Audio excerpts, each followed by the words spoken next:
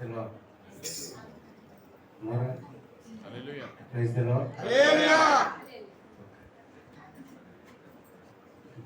నారాయణ తర్వాత ఈయనకి అనుమానం వచ్చినట్టు అనుమానం నివృత్తి చేయాలని ఉద్దేశంతో చెప్పినట్టున్నారు. మంచిది. చాలా సమయం నుంచి చాలా మాటలు వినాల్సిన మాటలే విన్నారు, అనవసరమైన మాటలు కాదు. కానీ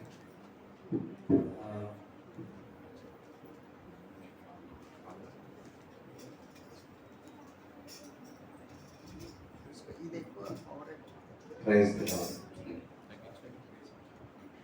praise the lord. Hallelujah.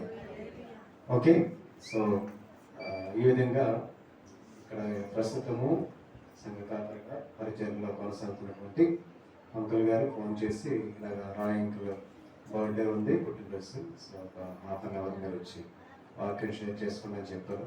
So ఇప్పుడు కూడా ఈ సంఘములకు రావడం అనేది ఒక భాగ్యంగా భావిస్తాం. ఎందుకంటే అంకుల్ గారితోనూ ఈ పరిచయంతో ఉన్నటువంటి ఆత్మీయ అనుబంధం అనేది అది చాలా ఉన్నతమైనది. మాకు చాలామంది సేవకులు పరిచయస్తులుగా ఉన్నారు, కానీ పరిచర్యలోకి రావటానికి మూలకారకులుగా ఈ సంఘ పరిచర్య వ్యవస్థాపకులుగా ఉన్నటువంటి దేవుని సేవకులు అంకుల్ గారు, రాయ్ గారు చాలా ప్రాముఖ్యమైనటువంటి వ్యక్తి. ఇందాక విజయాంటి గారు చెప్పినట్టుగా చాలా చెప్పాల్సిన విషయాలు అయితే ఉన్నాయి, కానీ ఇది సందర్భం కాదు. చాలా చెప్పారు కాబట్టి వాక్యం ధ్యానం చేయటం అనేది అవసరం. ఒక అరగంట సేపు మేము వాక్యం వింటాం అన్న వాళ్ళు మీ చేయి చూపిస్తారా? Thank you. ఒక గంట సేపు వాక్యం వింటామన్న వాళ్ళు చేయి చూపిస్తారా? ఒక గంటన్నర సేపు వాక్యం వింటామన్న చేయి చూపిస్తారా?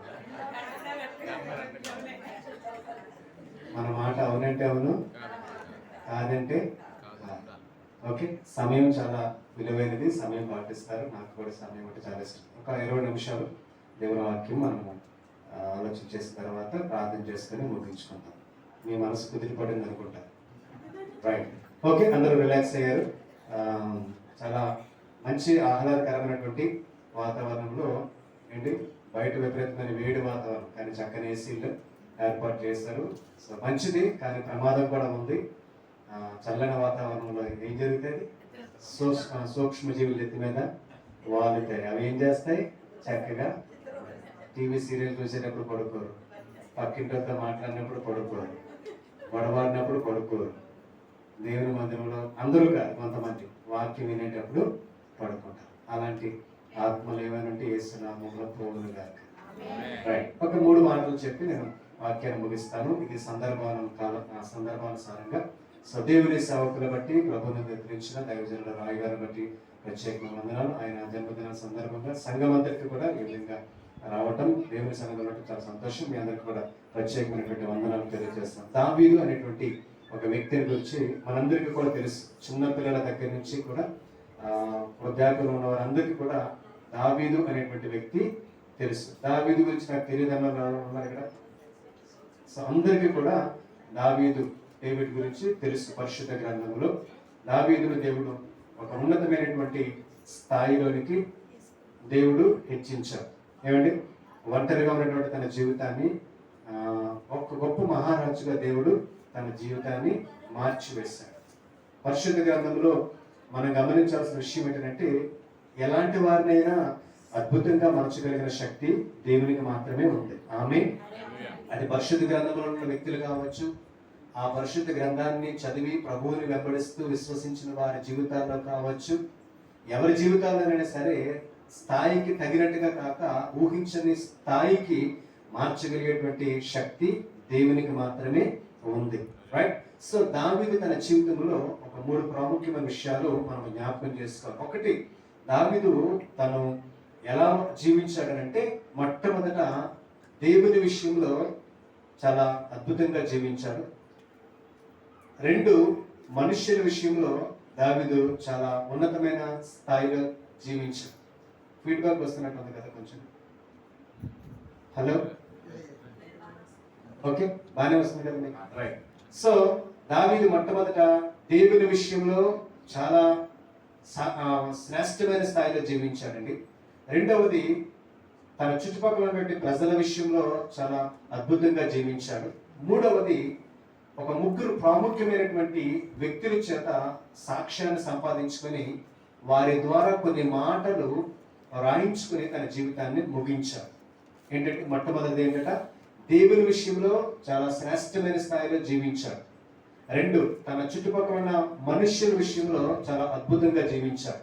ముగ్గురు ప్రాముఖ్యమైన వ్యక్తుల ద్వారా సాక్ష్యం సంపాదించుకొని వారి ద్వారా కొన్ని మాటలు తన కొరకు రాయించుకునేటువంటి స్థాయిలో తన జీవితాన్ని జీవించి యాత్రను ముగించాడు. మొట్టమొదటి మాట ఏంటంటే దేవుని విషయంలో ఎలా జీవించాడు అనేది ఒకసారి గుర్తు చేస్తున్నాను. కారణం ఏంటంటే దానికి సంబంధించిన రీతిగానే ఈ వ్యవస్థాపకులుగా జీవించి జీవితాన్ని కొనసాగించి ప్రభువునందు ఎదిరించి యాత్రను ముగించిన దేవుని సేవకులు కూడా ఆ క్రమంలోనే జీవించినట్లుగా మనము గమనించాం కూడా. సో మొట్టమొదటిది ఏంటంటే మనందరికీ తెలుసు, అపోస్తల కార్యాల 13వ అధ్యాయము 22వ వచనములో దావీదు గురించి ఒక మంచి మాట రాయబడి ఉంటుంది. అపోస్తల కార్యాలు 13వ అధ్యాయం 22వ వచనం. అతనిని తొలగించి దావీదును వారికి రాజుగా ఏర్పరిచెను. మరియు ఆయన, నేను యెష్యాకి కుమారుడైన దావీదును కనుగొంటిని, అతడు నా ఇష్టానుసారుడైన మనుష్యుడు. చాలు. దావీదు గురించి రాయబడిన మాట ఇంగ్లీష్లో ఏమంటుందంటే దేవుని యొక్క హృదయాన్ని అనుసరించి నడిచేవాడుగా ఉన్నాడు. నా ఇష్టానుసారంగా నాకు ఎలా నచ్చితే అలాగా జీవించడానికి తన జీవితాన్ని అప్పగించుకున్నటువంటి వ్యక్తి. ఈ రోజుల్లో వారి ఇష్టానికి తగ్గట్టుగా జీవించడానికి జీవితాన్ని కొనసాగించేవారు, నడిపించుకునేవారు చాలా మందిగా ఉంటారు. కానీ దావీదు తన జీవితంలో నేర్చుకున్న మొదటి విషయం ఏంటంటే నా జీవితము జీవించడానికి ఆధారమైన వాడు సృష్టికర్త అయిన దేవుడు. కనుక నేను నా ఇష్టానుసారంగా, ఈ రోజుల్లో చాలా మంది చెప్తూ ఉంటారు నా జీవితం నా ఇష్టం. కొంతమంది బైకుల మీద వాటి మీద రాసుకుంటారు, it's my life it's my style అన్నట్లుగా చాలా మంది రాసుకుంటారు. కానీ దావీదు మొదట దేవుని విషయంలో ఎలా జీవించారంటే దేవుని ఇష్టానుసారంగా జీవించారు. ఇది చదవటానికి చెప్పుకోవటానికి చాలా సులువుగా ఉండవచ్చు, కానీ ప్రాక్టికల్గా అది చాలా కష్టం అండి. కారణం ఏంటంటే మనిషి జీవితంలో ఎప్పుడు కూడా ఈ రక్త శరీర మాంసములు కలిగిన వ్యక్తి జీవితంలో ఎప్పుడు కూడా మరొకరి ఇష్టాన్ని నెరవేర్చడానికి ఎప్పుడు కూడా ఇష్టపడదండి. తనకంటూ ఒక ఇష్టాన్ని ఏర్పాటు చేసుకుంటారు. ఆ ఇష్టాన్ని నెరవేర్చుకోవటానికి మంచైనా చెడైనా మోసమైనా న్యాయంగానైనా సరే జీవించడానికి తెగిస్తారు. కానీ దేవుని ఇష్టానుసారంగా తన జీవితాన్ని జీవించడం అనేది ఎలాంటిదనంటే మనకు అర్థమయ్యే భాషలో చెప్పాలంటే బానిస బ్రతికి లాంటిది. బానిసలు మీరు చూస్తున్నట్లయితే చదివినట్లయితే వారు జీవిస్తూ ఉంటారు, కానీ వారి ఇష్టాలు అనేవి ఎప్పుడు కూడా చేసుకోవడానికి అవకాశం ఉండదు. యజమానుడు ఏం చెప్తే అదే, అంతకు మించి తను జీవిస్తున్నాడన్న పేరే తప్ప తన జీవితంలో తనకంటూ ఏ ఆశలు పుట్టడానికి కూడా అవకాశం లేనంత స్థితిలో తన జీవితాన్ని అప్పగించేసుకుంటాడు. అది దావీదంట దేవుని ఇష్టానుసారంగా జీవించారట. దేవుని స్తోత్రం కలుగును గాక. దేవుని సేవకులు కూడా చాలా ఉన్నతమైన స్థాయిలో దేవుడు తనని హెచ్చించాడు. సెక్యులర్ గా భౌతికంగా తన జీవితాన్ని దేవుడు చాలా ఉన్నతమైన స్థాయిలో హెచ్చించాడు. తన ఇష్టానుసారంగా జీవితాన్ని జీవిస్తూ బ్రతకటానికి అన్ని రకాలుగా దేవుడు తను బ్లెస్ చేశాడు. కానీ ఆయన తన జీవితంలో నేర్చుకున్న దేవుడు తెలుసా, నా ఇష్టానుసారంగా జీవించడానికి దేవుడు నాకు అన్ని రకాల ఆశీర్వాదాలు ఇచ్చినప్పటికీ కూడా నాకు అన్ని రకాల ఆశీర్వాదాలు ఇచ్చిన దేవుని ఇష్టానుసారంగా జీవించాలి అన్న ఉద్దేశంతో దేవుని సేవకు తను తాను అప్పగించాడు. మేము పుట్టక ముందు నుంచి కూడా దేవుని పరిచయంలో ఉన్నారండి. దేవుని స్తోత్రం కలుగును గాక.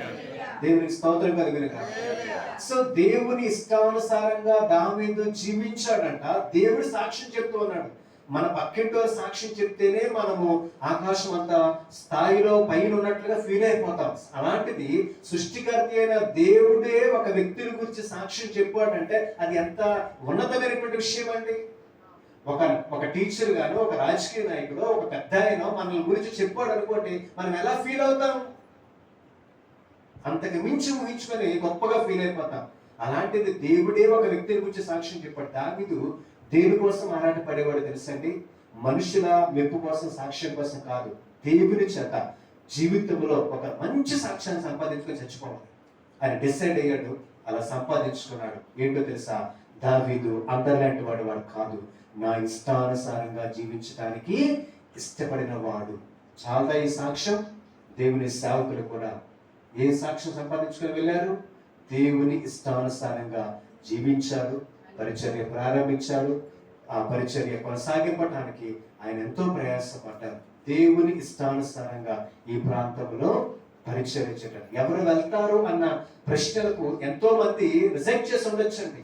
పెనగాడి ప్రాంతంలో ఎవరు పరిచర్యకి వెళ్తారని రాయ్ గారిని మాత్రమే కాదు, ఎంతో మందిని దేవుడు అడుగుంటాడండి. ఎంతో మంది మనం ఆత్మలో గ్రహించగలిగితే ఈ ప్రాంతంలో ఇక్కడ ఉన్నటువంటి ప్రజలకు జీవమగల దేవుణ్ణి అందించడానికి ఎవరు వెళ్తారని అడిగితే రాయ్ గారిలాగా చదువుకున్న వారు, జ్ఞానం కలిగిన వారు చాలా మంది నేను అమెరికా వెళ్తాను, లేకపోతే అక్కడికి వెళ్తాను, సిటీలోకి వెళ్తాను అని రిజెక్ట్ చేసి ఉండవచ్చు. కానీ దేవుని సేవకుడు నేను వెళ్తాను అని చెప్పి ఆయన దేవుని ఇష్టానికి తన జీవితాన్ని అప్పగించుకున్నాడు. ఇష్టం లేకుండా ఆయన ఇక్కడికి రాలేదండి. దేవుని ఇష్టాన్ని నెరవేర్చడానికి ఆయన ఇక్కడికి వచ్చారు. చాలా మంది సేవకులు మనం గమనించినట్లయితే సౌకర్యాలు ఉన్న స్థలానికి సేవ చేయడానికి ఇష్టపడేవారుగా పిలువబడినట్లుగా చెప్పుకుంటారండి. కానీ ఏ సౌకర్యాలు లేనటువంటి ప్రదేశంలో అన్ని సౌకర్యాలు అందించడానికి తన జీవితాన్ని తృణమాత్రంగా ఎంచుకున్నారు ఈ సంఘ పరిచర్య వ్యవస్థాపకులు, దేవుని సేవకులు. మొదటి విషయం, దావీదు దేవుని ఇష్టానుసారంగా జీవించాడు. అందుకనే దేవుని చేత గొప్ప సాక్ష్యాన్ని సంపాదించుకున్నాడు. పరిశుద్ధ గ్రంథంలో సాక్షాత్తు దేవుని చేత సాక్ష్యం సంపాదించుకున్న వారు కొద్దిమంది మాత్రమేనండి. మోషేని గురించి కావచ్చు, యోబుని గురించి దేవుడు ఏం చెప్తాడు తెలుసా? ఊజు దేశంలో ఒక మనుష్యుడు ఉండను అని చెప్పి ఆ దేశంలో కొన్ని వేల మంది, లక్షల మంది ఉండవచ్చు, కానీ ఒకే ఒక్కడు దేవుని చేత గొప్ప సాక్ష్యాన్ని సంపాదించుకున్నాడు. నోవాహు దినాల్లో అనేక మంది ఉండవచ్చు, కానీ ఈ తరములో నీ ఒక్కడివే నిందారహితుడివే, నీతిమంతుడివే ఉన్నావు. ఇలాగా వ్యక్తిగతంగా దావీదు ఈ నోవాహుని గురించి, ఈ మోషేని గురించి, వీళ్ళందరి గురించి చదివేటప్పుడు తన హృదయంలో అభిలాష పెరిగింది. ఏంటంటే వాళ్ళ వల్ల నేను కూడా దేవుని చేత సాక్ష్యం సంపాదించుకోవాలి. నా తండ్రి నాకు సాక్ష్యం ఇవ్వకపోయినా పర్వాలేదు, నా అన్నదమ్ములు నాకు సాక్ష్యం ఇవ్వకపోయినా పర్వాలేదు, నా భార్యలు నా కోసం సాక్ష్యం ఇవ్వకపోయినా పర్వాలేదు, నా కడుపులు పుట్టిన పిల్లలు సాక్ష్యం ఇచ్చినా ఇవ్వకపోయినా పర్వాలేదు, నా చేత మేలు పొందిన వారు సాక్ష్యం ఇచ్చినా ఇవ్వకపోయినా పర్వాలేదు, నన్ను పుట్టించినటువంటి సృష్టికర్త అయిన దేవుడు నా కోసము ఒక మంచి సాక్ష్యాన్ని ఇవ్వాలి. ఈ రోజున దావీదు వలె మీ సంఘ సేవకుడిగా జీవించినటువంటి అంకుల్ దేవుని సేవకులైనటువంటి రాయ్ గారి వలె మీరు కూడా, లేదా మనము కూడా దేవుని చేత సాక్ష్యం సంపాదించుకోవడానికి ఏ ప్రయత్నం చేస్తున్నాం? మొట్టమొదట దావీదు మనుష్యుని దృష్టిలో పెట్టుకునేదండి, దేవుణ్ణి దృష్టిలో పెట్టుకున్నాడు. ఈరోజు మనం కూడా నేర్చుకోవాల్సిన మొదటి మాట, దేవుడు నన్ను చూడాలి, దేవుడు నాకు సాక్ష్యాన్ని ఇవ్వాలి. మనుషులు చూసినా చూడకపోయినా పర్వాలేదు. ఒక రోజున ఒక దేశంలో ఒక పెద్ద ఆయన ఒక కుర్రవాడిని తీసుకొని వచ్చి ఒక సంఘ కాపురి దగ్గర తీసుకుని వెళ్ళి, ఈ అబ్బాయికి దేవుని సేవ అంటే చాలా ఇష్టం, దేవుని పిలుపు కూడా ఉంది, మీ దగ్గర కొన్ని దినాల పాటు తర్ఫీదులు ఇవ్వండి, సేవ మెలకువలు నేర్పించండి అని ఆ కుర్రవాడిని అప్పగించేసి ఆయన వెళ్ళిపోయారు. ఈ కుర్రోడు పాస్టర్ గారి దగ్గరికి వెళ్ళి, సార్ నేనేం చేయాలి, రేపటి నుంచి చర్చిలో పాటలు పాడాలా, ప్రసంగం చేయాలా, ఏం చేయాలి చెప్పండి, నాకు అన్నీ తెలుస్తానంటే, సరే కంగారు పడుకో, హోల్డ్ ఆన్ అని చెప్పేసి సండే మార్నింగ్ ఆరాధనకు ఒక గంట ముందు ఏం చేశారంటే చెప్పుల స్టాండ్ దగ్గర తీసుకుని వెళ్ళి, ఇక్కడ నువ్వు ఉండి ఎవరైతే ఇక్కడ షూస్ పెడతారో, చెప్పులు పెడతారో, మరలా వాళ్ళు ఆరాధన ముగించుకుని తిరిగి వచ్చేసరికి క్రమంగా కనబడాలి. ఎలా కనబడాలంటే మాసిపోయినట్టుగా టెస్ట్ పంటలాగా ఉన్నవన్నీ కూడా పాలిష్ చేసినట్టుగా కనబడాలి. ఇదిగో బ్రష్, పాలిష్ అని చెప్పేసి అక్కడ ఆయనకి 2 వస్తువులు ఇచ్చేసి నేను వెళ్తానన్న పైకి అని చెప్పేసి అన్నారు. ప్రతి వారం కూడా ఆయన ఏం చేసేవాడు తెలుసా? అక్కడికి వచ్చినటువంటి వారి షూస్, చెప్పులన్నీ కూడా పాలిష్ చేసేవాడు, క్రమంగా పెట్టేవాడు. ఇలాగ ఎన్ని సంవత్సరాలు చేశారు తెలుసా? 12 సంవత్సరాలు చేశారు. చెప్పండి, ఎన్ని సంవత్సరాలు? 12 సంవత్సరాలు చేశారు. ఇలా 12 సంవత్సరాలు చేసిన తర్వాత ఒక రోజున ఏం జరిగిందనంటే, ఒక రోజున ఈ సేవకులు ఆ ప్రాంతంలో, ఆ పట్టణంలో పెద్ద క్రూసైడ్స్ ఏర్పాటు చేశారు. కొన్ని మిలియన్స్ ఆఫ్ పీపుల్ గ్యాదర్ అయ్యేటట్టుగా గొప్ప దేవుని సేవకుల్ని ఇన్వైట్ చేసి క్రూసైడ్ ఏర్పాటు చేసినప్పుడు మొదటి రోజు సేవకులు వచ్చారు, పిలువబడిన వారు, అయిపోయింది. రెండో రోజు సేవకుడు అద్భుతమైనటువంటి ప్రసంగం చేయగలిగిన మంచి సేవకుని రెండో రోజు ముగింపు రోజున ఇన్వైట్ చేస్తే సడన్ గా ఫోన్ చేసి ఏమన్నారంటే, నేను ఐఎమ్ అనబుల్ టు కమ్, నేను రావడానికి అవకాశం లేదు మీటింగ్ కి, మీరేదో చేయండి అని చెప్పేస్తే కారణం ఏదో చెప్పేస్తే ఈ సేవకులు ప్రార్థన చేశారట. ఏం చేయాలని ప్రార్థన చేస్తే ఆ సేవకులకి దేవుడు చెప్పిన మాట తెలుసా, 12 సంవత్సరాల పాటు చెప్పుల స్టాండ్ దగ్గర పెట్టాం కదా, ఆ వ్యక్తిని స్టేజ్ ఎక్కించు, ఏం మాట్లాడాలని ప్రేరేపించబడితే మాట్లాడమని చెప్పేసి అంటే పిలిచారట. పిలిచి రేపు నువ్వు దేవుని సన్నిధిలో వాక్యం చెప్పడానికి నిలబడాలి స్టేజ్ మీద, రేపు మీటింగ్ క్రూసేట్లో నువ్వే స్పీకర్ అని చెప్పేసి అన్నారట. షాక్ అయిపోయాడట, స్టేజ్ మీదకి ఎక్కాడట. Praise the Lord, thank you Lord అని చెప్పేసి అన్నారట. ఒకే ఒక మాట చెప్పాడట, 12 సంవత్సరాల పాటు నా జీవితంలో నేర్చుకున్న ఒకే ఒక మాట ఏంటో తెలుసా, షూస్ ని చెప్పుల్ని నేను పాలిష్ చేస్తున్నాను అనే భావనతో నమ్మకంగా పనిచేస్తాను. దేవుడు నా హృదయాన్ని పాలిష్ చేసి నా హృదయంలో మలినమంతా కూడా తీసివేశాడు అని ఒకే ఒక్క మాట చెప్పాడు. కొన్ని లక్షల మంది ఏడ్చి పశ్చాత్తాపడి యేసు ప్రభువే సొంత రక్షకులని అంగీకరించి బాప్తిసం తీసుకోవడం జరిగింది. మొట్టమొదటిది, మనము ఎవరి దృష్టిలో పడడానికి ప్రయత్నం చేయాలి తెలుసా, దేవుని దృష్టిలో పడడానికి ప్రయత్నం చేయాలి. దావీదు దేవుని ఇష్టానుసారంగా బ్రతికాడు. రాయ్ గారు దేవుని ఇష్టానుసారంగా బ్రతికారు. ఈరోజు నేను కూడా దేవుని ఇష్టానుసారంగా బ్రతకడానికి ప్రయత్నం చేయాలి. ఆ కృప దేవుడు మనకు అనుగ్రహించిన గాక.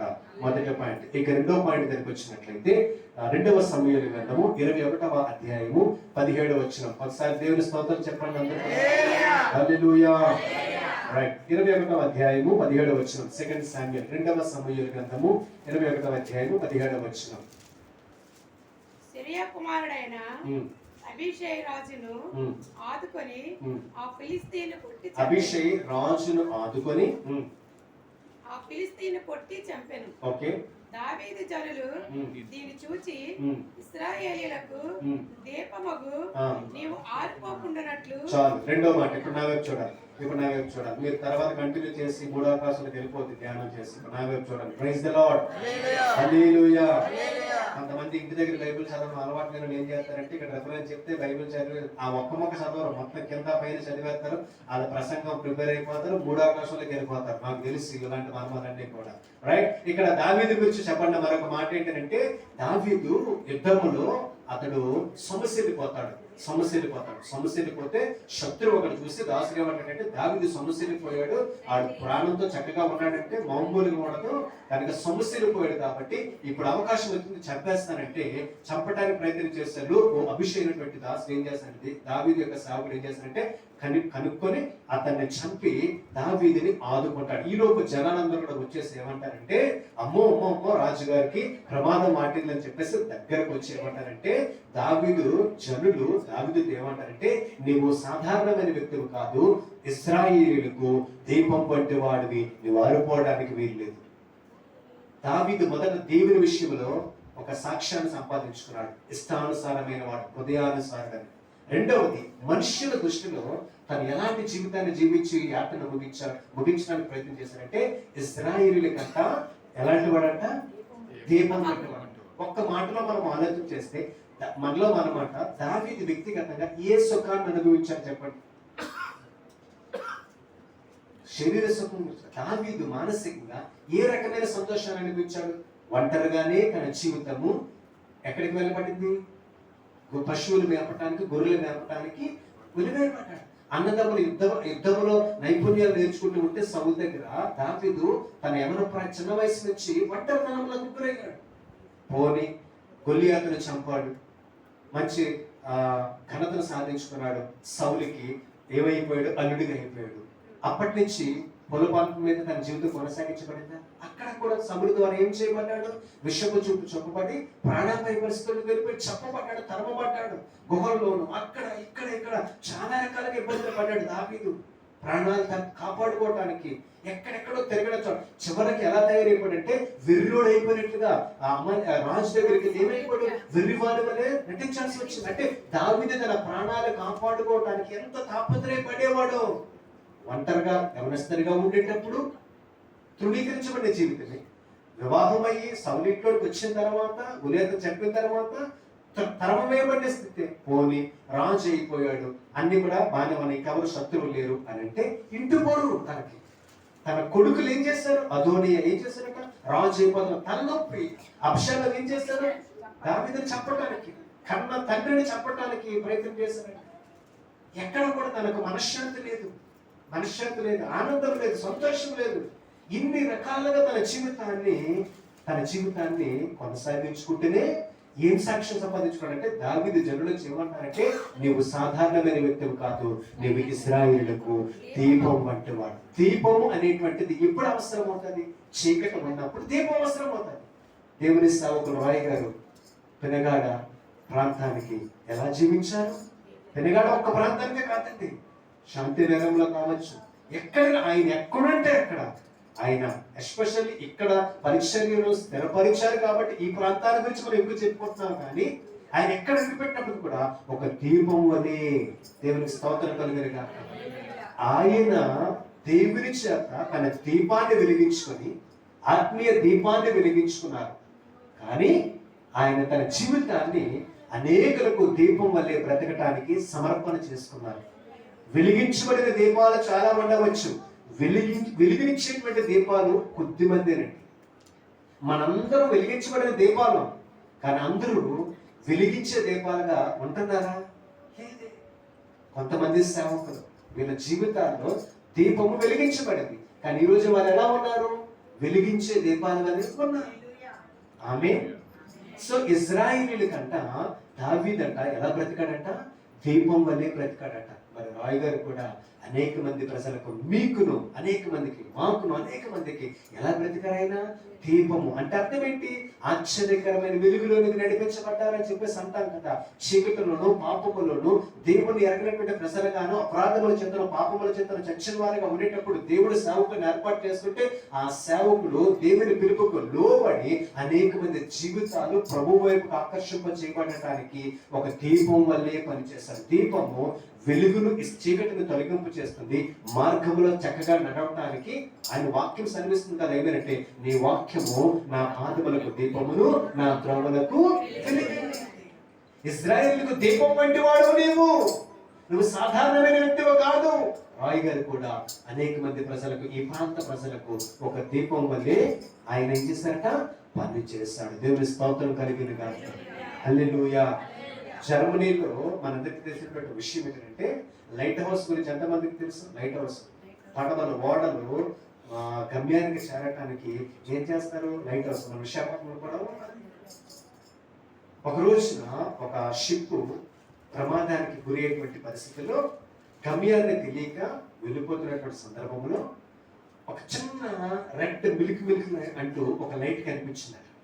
లైట్ కనిపిస్తే వెంటనే ఆ కెప్టెన్ ని ఆ లైట్ వైపు చూసి, ఇది ఒక గమ్యానికి ఒడ్డుకు చేరేటువంటి పరిస్థితిలా ఉంది, ఎందుకంటే అక్కడ మనకు కనిపిస్తుంది కాబట్టి అటువైపుకు మీరు టర్న్ చేస్తారని చెప్పేసి మిగతా వారితో కోఆర్డినేట్ చేసి ఆ లైట్ కనిపిస్తున్న వైపుకి ఆ పడవను ప్రయాణం చేయడం, పడవను నడిపించడం ప్రారంభించారు.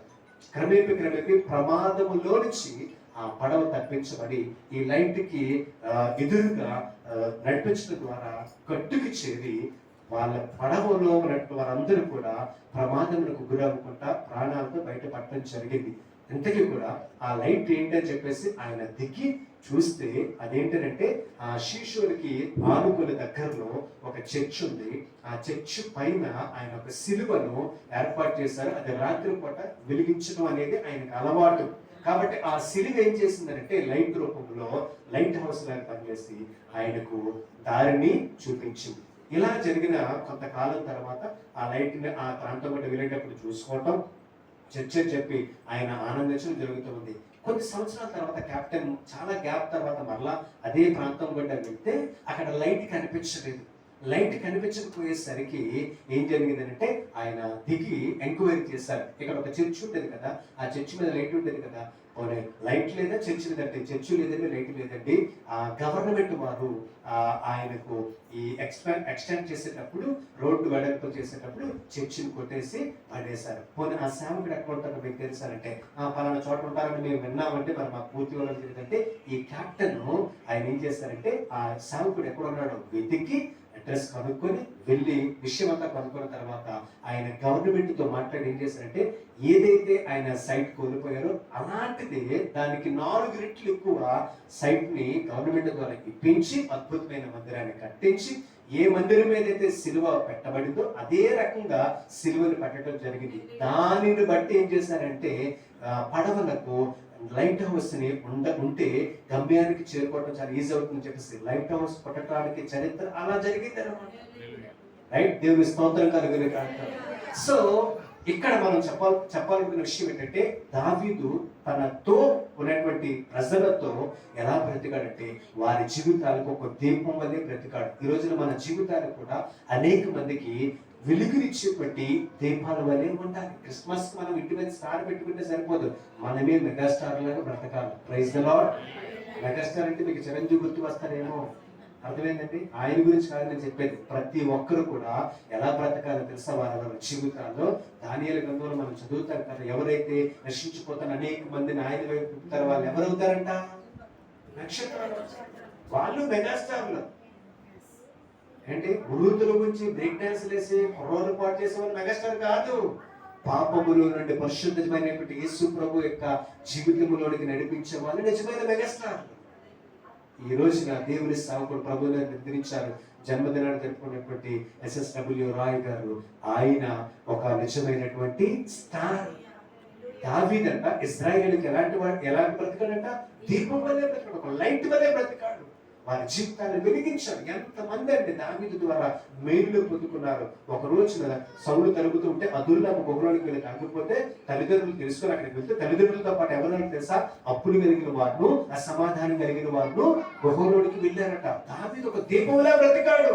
నశించిపోతున్న వారికి ఒక దీపం, నిరాశలో ఉన్న వారికి ఒక దీపం, కృంగిపోయిన వారికి ఒక దీపం. ఆయన జీవితమే కృంగిపోయిన స్థితిలో ఉన్నప్పటికీ కూడా దేవుని బట్టి ధైర్యం తెచ్చుకుని అనేక మంది కృంగిపోయిన వారి జీవితాలకు ఆయన ఒక దీపం వల్లే బ్రతికాడు. ఈ రోజున మరి ఆయన సేవలో వాక్యాన్ని వింటూ జీవితాన్ని మలుచుకుంటూ కొనసాగించబడుతున్నారే.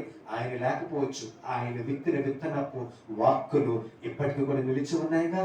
మనిషి లేకపోవచ్చు, కానీ మనిషి ద్వారా దేవుడు ఇచ్చినటువంటి విత్తనాలు ఉన్నాయి కదా. మరి మీరు మీ కుటుంబానికి ఒక దీపం వల్లే ఉన్నారా? మీరు నివసిస్తున్న ప్రాంతానికి ఒక దీపం వల్లే ఉన్నారా? మీ మందిరంలో ఒక దీపం వల్లే ఉన్నారా? నశించిపోతున్నటువంటి మీ రక్త సంబంధికులకు ఒక దీపం వల్లే ఉన్నారా? మీ స్నేహితులు చాలా మంది ఉన్నారు, అందరూ రక్షించబడిన వారు కాదు, కానీ స్నేహితులకు ఒక దీపం వల్లే ఉన్నారా? వాక్యాన్ని ఈయన వల్లే మనం ప్రకటించలేకపోవచ్చు కాక, కానీ మన జీవితంలో దేవుడు మనల్ని వెలిగించిన సాక్ష్యాన్ని పంచుకునే వారిగా ఉన్న దావీదు ఇశ్రాయేలులకు ఒక దీపం వల్లే బ్రతికాడు. వారి జీవితాలకు చీకటి నుంచి బయటికి తీసుకొచ్చింది రాయ్ గారు ఈ ప్రాంతానికి అనేక మందికి ఒక దీపం వల్లే బ్రతికారు. ఆయన అడుగుజాడల్లో, ప్రభు అడుగుజాడల్లో నడుస్తూ ఆయనను మాదిరిగా తీసుకుంటూ మరి ఎంతమంది దీపం వల్లే బ్రతకటానికి ప్రయత్నం చేస్తూ ఉన్నారు. చివరి మాట ఒక్క నిమిషంలో చెప్పి ముగిస్తాను, ఒక ఆలస్యం అయితే క్షమించండి. మొదటి దినవృత్తాంతాల గ్రంథము 29వ అధ్యాయము 30వ వచనం ఒకసారి చూడండి. మొదటి దినవృత్తాంతాల గ్రంథం 29వ అధ్యాయం 30వ వచనం. దీర్ఘదర్శి సమూయేలు మాటను బట్టి, ప్రవక్త యొక్క నాతాను మాటలను బట్టి, దీర్ఘదర్శి గాదు మాటలను బట్టి వ్రాయబడి ఉన్నది. చాలండి. ఎవరి గురించి అనేది మీరు 26వ వచనం నుంచి ఇప్పుడు నేను చదివించలేదు, మీరు ఇంటికి వెళ్తారు చూసుకోండి. 30 వచనం మాత్రమే చదివించాను. 26వ వచనం నుంచి దావీదు గురించి, తన గొప్పతనాన్ని గురించి చెబుతూ ఎవరి ద్వారా రాయించారంటే సమూయేలు గురించి, తర్వాత గాదు, మరొకరు ప్రవక్త అయిన నాతాను. వీళ్ళ ముగ్గురు కూడా వినండి, నాకు చూడండి, వీళ్ళ ముగ్గురు కూడా మామూలు వ్యక్తులు కాదండి. సమూయేలు, గాదు, ఈ నాతాను అనేవారు ఎక్స్ట్రాడినరీ పీపుల్. వీళ్ళు ముగ్గురు కూడా దావీదుతో పాటు ఉన్నటువంటి వారు, దావీదు గురించి తెలిసిన వారు చాలా మంది ఉన్నారు. కానీ ఈ సమూయేలు, ఈ నాతాను, ఈ గాదు అనేటువంటి వ్యక్తులు చాలా ప్రాముఖ్యమైన వారు. ఇంత శ్రేష్టమైనటువంటి వ్యక్తుల ద్వారా దావీదు అంట కొన్ని మాటలు రాయించుకునేటట్టుగా బ్రతికాడంట. నా పాయింట్ ఏంటంటే రాయ్ గారు కూడా ఆయన గురించి చెప్పటానికి ఆధ్యాత్మికంగా మేలుకరమైనటువంటి, భౌతికంగా ఉద్యోగం గురించి, సంపాదన గురించి, నాలెడ్జ్ గురించి కాదు నేను చెప్పేది. అది ఎలాగా గొప్పగానే దేవుడు పెట్టాడు, అది పక్కన పెట్టండి. దానికి మించినటువంటి ఆత్మీయ సాక్ష్యం. ఎంత ప్రయాసపడేవారు రాత్రి అనక పగలనక దేవుని మందిర విషయంలో నాకు చెప్పేటప్పుడు కళ్ళల్లో నీళ్ళు వచ్చేస్తుంటుంది.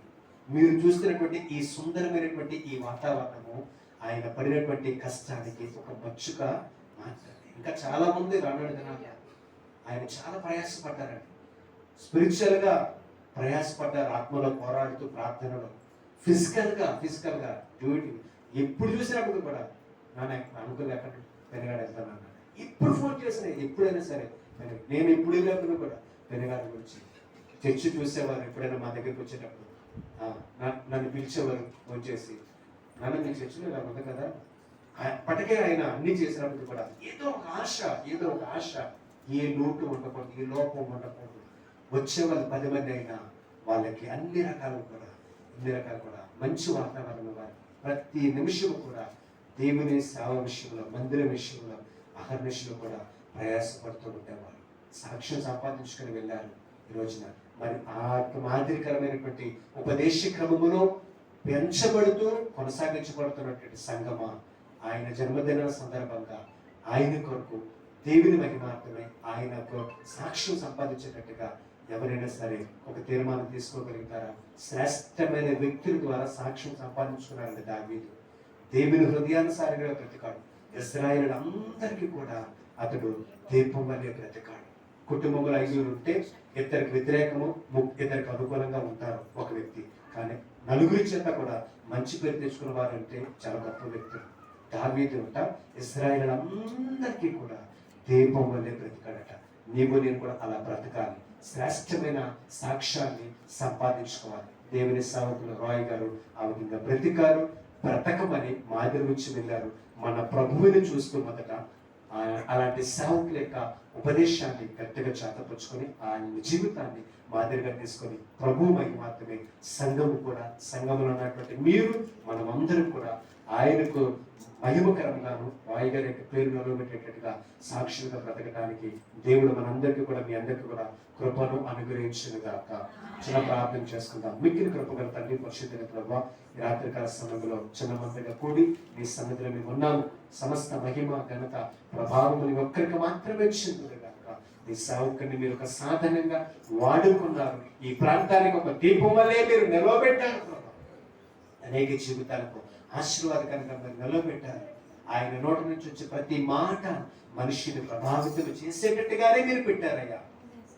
అట్టి కృపను మీరు ఇచ్చారు. సంఘము కూడా సేవకులతో కలిసి, ఇప్పుడు నడిపిస్తున్న సేవకులతో కలిసి ఈ నామాన్ని మహిమపరుస్తూ ఈ ప్రాంతంలో అనేక మంది ఆశీర్వాదకరంగా ఉండడానికి కృప దయచేయమని సేవకులుగా కొనసాగుతున్న ఏలియా గారిని బట్టి, అదేవిధంగా విజయాంతి గారిని బట్టి, ఇంకా ఉన్నటువంటి పెద్దవారిని బట్టి, సహకారులుగా ఉన్నటువంటి వారందరిని బట్టి కూడా మీకు వందనాలు చెల్లిస్తాం. సండే స్కూల్, యవనస్తులు, స్త్రీల సమాజం, పెద్దవారు, సంఘం అంతా కూడా ప్రభా ఈ ప్రాంతంలో మాత్రమే కాక ఈ ప్రాంతం ద్వారా అనేక మందికి ఆశీర్వాదకరంగా, దీవెనకరంగా ఉన్నట్టుగా మీరు బ్లెస్ చేయమని వేడుకుంటూ ఆహ్వానించినటువంటి అంకుల్ గారి బట్టి మరొకసారి వందనాలు చెల్లిస్తూ, దూర ప్రాంతంలో సుశీని తన భర్త బిడ్డలు పెట్టుకోవడానికి వందనాలు చెల్లిస్తూ, సంఘం అంతటి పెట్టుకోవడానికి వందనాలు చెల్లిస్తూ, ఇట్టు కృపలో పాలుభాగస్తులుగా ఉండటానికి అనుకూలమైన మాకులు కూడా ఈ భాగ్యాన్ని ఇచ్చారు. మీకు వందనాలు చెల్లిస్తూ యేసుక్రీస్తు పరిశుద్ధ నామములో కృతజ్ఞతాస్తుతులు చెల్లిస్తూ సంఘం మరొకసారి అంచెలంచెలుగా అనేక విషయాలు మీరు దీవించి ఈ ప్రాంతం అంతటికి కూడా ఇంకనూ కూడా దీవెనకరంగా, ఆశీర్వాదకరంగా మీరు వాడుకొనమని పెట్టుకుంటూ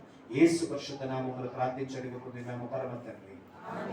మరొకసారి మీ అందరికీ కూడా వందనాలు. ఒకవేళ చిన్న ఆలస్యం అయితే క్షమించండి. Thank you. God bless you. John Sudhakar గారికి సంఘపక్షంగా వందనాలు తెలియజేస్తున్నానండి. మరి దావీదు ఏ విధంగా సాక్ష్యం కలిగి ఉన్నాడో, మరి 3 వ్యక్తుల ద్వారా సాక్ష్యం కలిగి ఉన్నారని సందర్భాలు తెలియజేశారు.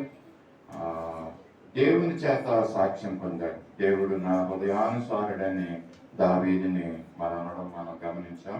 అలాగే రెండోది, ప్రజలందరి చేత, అక్కడ ఉన్న ఇశ్రాయేలు ప్రజల ద్వారా మరి ఒక ద్వీపంగా నువ్వు ఉన్నావని ప్రజలు ఆయన గురించి సాక్ష్యం తెలియజేశారు. అలాగే మూడోదిగా మరి ప్రవక్తలైనటువంటి సమూయేలు, నాతాను, గాదు ద్వారా కూడా ఆయన సాక్ష్యం పొందాడని. ఎంత గొప్ప సంగతి! అటువంటి ఇంత గొప్ప సాక్ష్యాన్ని పొందినటువంటి దావీదు వలె మరి మన అయ్యగారు కూడా ఈ లోకంలో జీవించారని మరి పోల్చి చెప్పారంటే ఈ మాటలు నిజంగానే ఆయన జీవితం అంతా కూడా దేవుని సేవ నిమిత్తమై మరి ఒక దీపంలాగా మరి దేవునికి ఇష్టమైనటువంటి హృదయానుసారుడిగా జీవించాడు. అంతేకాకుండా అనేక మంది ప్రజల చేత ఆయన మంచి వ్యక్తిగా, మంచి దైవ సేవకుడిగా పేరు పొంది ఆయన యొక్క పరుగు పని తుదముట్టించుకుని మరి వెళ్ళి ఉన్నారండి. ఈ సమయంలో మరి ఆయన యొక్క బర్త్డే సందర్భంగా ఈ విధంగా మనందరం కూడి ఆయన్ని స్తుతించాం, ప్రార్థించాం. అందుని బట్టి దేవునికి వందనాలు చెల్లిస్తున్నాం. అంతేకాకుండా ఈ దినాన్ని మరి యొక్క పులిహార మరి అందించినటువంటి వారికి, డేవిడ్ బ్రదర్కి, అలాగే యోగు గారికి, అలాగే రమణ గారికి మరి వందనాలు తెలియజేస్తున్నాను. అంతేకాకుండా ఈ రోజు కార్యక్రమంలో ప్రార్థించిన వారికి, పాటలు పాడిన వారికి, అలాగే వాక్యాన్ని మరి చదివిన వారికి అందరికీ కూడా మరోసారి ప్రభు నామంలో మీ అందరికీ కూడా వందనాలు తెలియజేస్తున్నాం. మరి సమయంలో లేచి నిలబడి పరలోక ప్రార్థన ఆశీర్వాదంతో మనం సెలవు తీసుకున్నాం. పరలోక ముందున మా తండ్రి, నీ నామం పరిశుద్ధపరచుకొని గాక, నీ రాజ్యం వచ్చిన గాక, నీ చిత్తం పరలోకమందు నెరవేర్చినట్లు భూమి మీద నెరవేరు గాక. మాకు కావలసిన అంతిన ఆహారం నేడు మాకు దయచేయండి. మా రుణస్తులను క్షమించిన ప్రకారం మా రుణాలను క్షమించండి. మమ్మల్ని శోధనలోకి తేక కీడుని తప్పించండి. ఎందుకంటే రాజ్యము, బలము, మహిమ నిరంతరం నీవెన్నావు తండ్రి. ఆమేన్. తండ్రి అయిన దేవుని ప్రేమ, రక్షకుడైన క్రీస్తు కృప, పరిశుద్ధాత్మ దేవుని యొక్క అన్యోన్య సహవాసం, కాపుదల కూడిన మనకు సకల పరిశుద్ధత్వం సంఘమంతటికి సదాకాలం దేవుని కాపా నడిపించింది.